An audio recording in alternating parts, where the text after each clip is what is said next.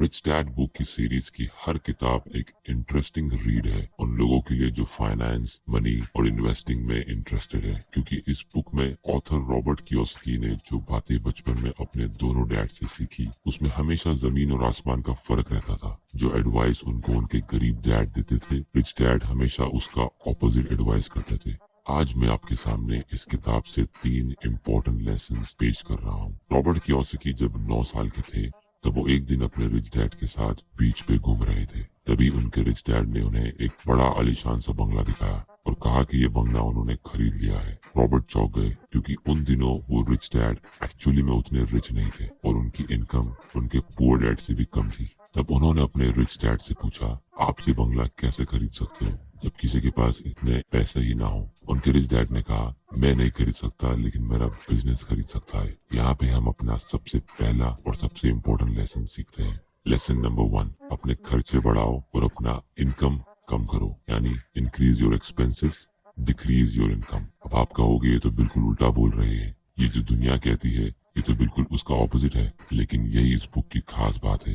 In fact हमें author इस book के फाइनल चैप्टर्स में यही पॉइंट को सबसे ज्यादा इम्पोर्टेंट पॉइंट कहते हैं, जिसकी वजह से उन्होंने ये बुक लिखी है। मैं आपको इसका डिटेल समझाता हूँ। जब रॉबर्ट छोटे थे तब वो उनके रिच डैड के लिए नौकरी करते थे।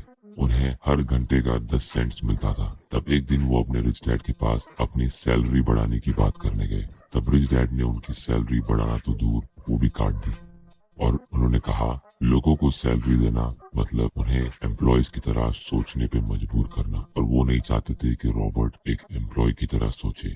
फिर आप मुझसे कहोगे, एम्प्लॉयज कैसे सोचते?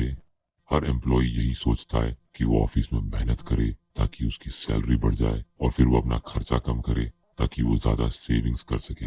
लेकिन रॉबर्ट को उनके रिच डैड कुछ और ही एडवाइस करते थे। वो कहते थे कि आपको अपनी इनकम कम करनी चाहिए और अपने एक्सपेंस बढ़ा देने चाहिए। इसका मतलब ये कि अगर आप बिजनेस करते हो तो आपको उसमें से जितना कम हो सके उतना कम पैसा विड्रॉ करना है एज एन इनकम, और बाकी सारा पैसा इन्वेस्ट करना है। क्योंकि अगर आप ज्यादा इनकम विड्रॉ करोगे तो उसमें से आप सबसे पहले ज्यादा टैक्स पे करोगे, फिर बचे हुए पैसे को ऐसी जगह रख दोगे जिससे वो सही तरीके से ग्रो भी नहीं हो पाएगा, जैसे सेविंग्स अकाउंट या फिक्स डिपॉजिट।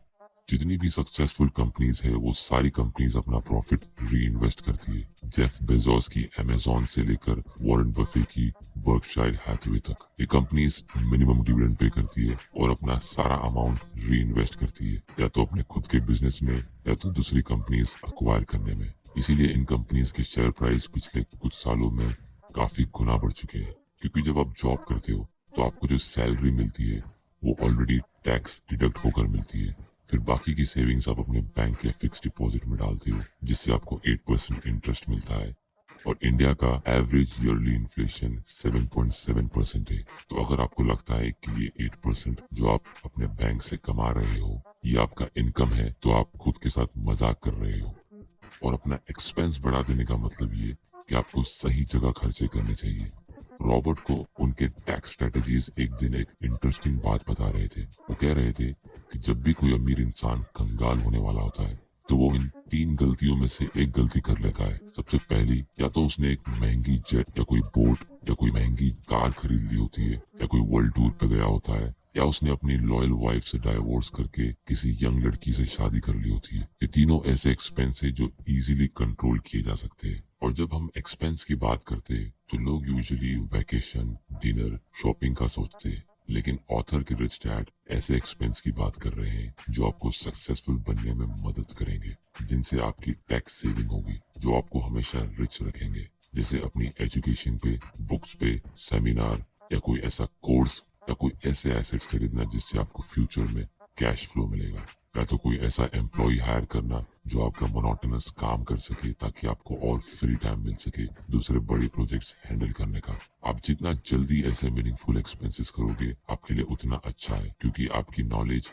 टाइम के साथ कंपाउंड होती है और वो भी ग्रो होती है। अक्सर लोग गरीब होते हैं क्योंकि वो हमेशा गरीबी से डरते हैं। उनके दिमाग में हमेशा गरीबी का डर रहता है और इसीलिए वो अपने खर्चे कम करते हैं, ये सोच के कि वो पैसे उन्हें बुरे दिन में काम आएंगे। लेकिन ऑथर हमें ये एडवाइस कर रहे हैं कि आप अपने दिमाग को पॉजिटिव सोच से ऑक्यूपाइड रखो। आप हमेशा अपने माइंड को ग्रो करने का सोचो, फिर भले उसमें आपको खर्चा क्यों ना करना पड़े। और दुनिया के सबसे फेमस इन्वेस्टर वॉरेन बफे भी यही कहते हैं। जब उनसे पूछा गया कि दुनिया का सबसे बेस्ट इन्वेस्टमेंट क्या है, तो उन्होंने कहा, invest in yourself as much as you can. अपने आप पर इन्वेस्ट करो, अपनी नॉलेज पर। Lesson number 2, acquire 3 E's। Robert के रिच डैड के हिसाब से अगर आपको एक अच्छा इन्वेस्टर और अमीर बनना है और फिर अमीर रहना है, तो आपको ये 3 E's एक्वायर करने होंगे। ये 3 E's है एजुकेशन, एक्सपीरियंस और एक्सेस कैश। ये 3 E's की हेल्प से आप ऐसे मौके का फायदा उठा सकते हो जिससे आप अमीर बन सकते हो। ये मौके जो हमेशा अवेलेबल है और रहेंगे, लेकिन आप उन्हें देख नहीं पाते क्योंकि आपके पास वो नजरें नहीं है। सबसे पहला, एजुकेशन। रिच डैड यहाँ पे स्कूल और कॉलेज की डिग्री की बात नहीं कर रहे, वो बात कर रहे हैं फाइनेंशियल नॉलेज की। लोग अक्सर कहते हैं कि जब उनके पास बहुत सारे पैसे आएंगे तब वो इन्वेस्ट करना शुरू करेंगे, लेकिन सच ये है कि अगर ऐसे लोगों के पास गलती से बहुत सारा पैसा आ भी जाए तो कुछ ही सालों में ये वापस कंगाल हो जाते हैं। ये इसलिए क्योंकि वो अपनी पुरानी आदतों से नया पैसा हैंडल करते थे। लेकिन रियल लाइफ में हर किसी की लॉटरी नहीं लगती।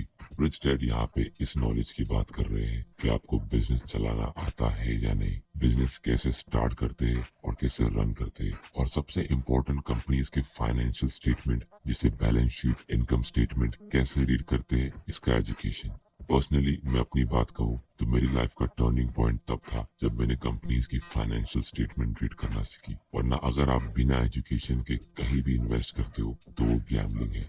दूसरा ई है एक्सपीरियंस। रॉबर्ट के रिच डैड बचपन में उन्हें ब्लैंक फाइनेंशियल स्टेटमेंट देते थे जिसमें वो उन्हें खुद से एसेट साइड का कॉलम भरने को कहते थे। वो इसलिए क्योंकि उन्हें इससे एक्सपीरियंस मिलेगा। उन्हें पता था कि बिजनेस को सीखना और अच्छा इन्वेस्टर बनने का सबसे बेस्ट तरीका है उसे प्रैक्टिकली करना। फिर रॉबर्ट उस ब्लैंक स्टेटमेंट में एसेट्स ऐड करते, उससे सीखते, फिर कुछ और ऐड करते, उससे सीखते, गलतियां करते और सीखते, क्योंकि उनके रिच डैड चाहते थे कि वो रियल लाइफ में जल्द से जल्द सीखना शुरू कर दे। और अगर आप प्ले स्टोर या ऐप स्टोर पे सर्च करो तो ऐसे आपको बहुत सारे गेम्स मिल जाएंगे जिसमें आप खुद से बैलेंस शीट, खुद से अपना एसेट्स क्रिएट कर सकते हो। तीसरा ई है एक्सेस कैश। इस चीज की आपको इतनी चिंता करने की जरूरत नहीं होगी जितनी आपको एजुकेशन और एक्सपीरियंस की करनी होगी। वो इसलिए क्योंकि अगर आपके पास प्रॉपर एजुकेशन और एक्सपीरियंस है तो पैसा अपने आप फॉलो करेगा, और जब आपके पास उतना कैश आएगा तो आपको ऑलरेडी पता होगा उसे कहाँ इन्वेस्ट करना है ताकि वो और ग्रो हो सके और आपके लिए एक फाइनेंशियल सिक्योरिटी क्रिएट कर सके। जब लोग अपनी कॉलेज की एजुकेशन खत्म करते तो वो अपॉर्चुनिटी की जगह पे जॉब्स ढूंढते, फाइनेंशियल सिक्योरिटी की जगह पे जॉब सिक्योरिटी ढूंढते, और फिर सारी प्रॉब्लम्स वहीं से शुरू होती है। और इसीलिए दुनिया के 10% से भी कम लोग दुनिया का 90% से भी ज्यादा पैसा ओन करते हैं, क्योंकि उनका एजुकेशन, एक्सपीरियंस और एक्स्ट्रा कैश उनके साथ हमेशा ग्रो करते रहता है।